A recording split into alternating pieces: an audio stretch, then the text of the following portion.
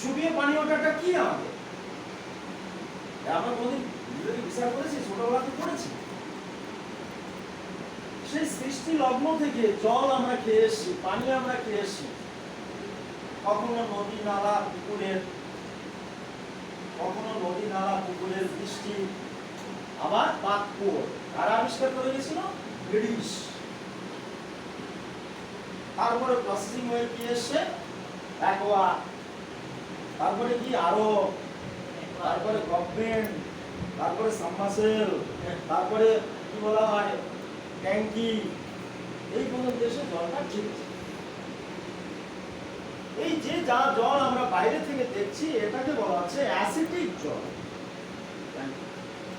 এটাকে কি বলা হয়েছে? অ্যাসিডিক জল, অম্লীয় জল। এই জলের ভিতরে কি থাকে? বলছে মিনারেলস থাকে। মিনারেলসের সবথেকে ভালো উৎস হচ্ছে কি? জল। আমাদের বেঁচে থাকার জন্য ব্যালেন্স ডায়েট ফুড লাগে। কি লাগে? Balance diet food. কি কি madam? Carbohydrate, protein, vitamin, minerals,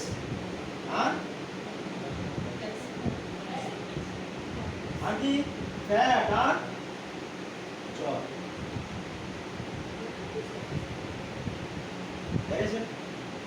এই 6 প্রকার খাবার আমাদের প্রতিদিন লাগে। এটাকে বলছে সুষম খাবার। This is a balance diet food. এই ব্যালেন্স ডায়েট ফুডের অভাবে আমাদের শরীরে প্রবলেম দেখা দেয়। এখন এখানে একটা বলা হয়েছে মিনারেলস, মতলব খনিজ পদার্থ। কি কি লাগে শরীরে? সোনা লাগে, ভিটামিন, সোনা জল খায়।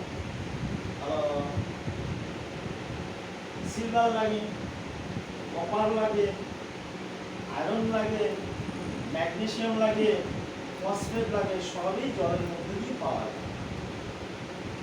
আর কোথা থেকে পাওয়া যায়? ফলমূল, শাকসবজি। ফলমূল, শাকসবজি থেকে। কখনো বলেনি ভাত, গমের ভিতর থেকে। ওটা উৎস হচ্ছে কার্বোহাইড্রেট। তো যখন আপনার শরীরে মিনারেলসের ঘাটতি হয়, আজকে ম্যাক্সিমাম মানুষের এই হাঁটুতে ব্যথা কেন? কিসের ঘাটতি? মিনারেলসের ঘাটতি। শরীর কি করে?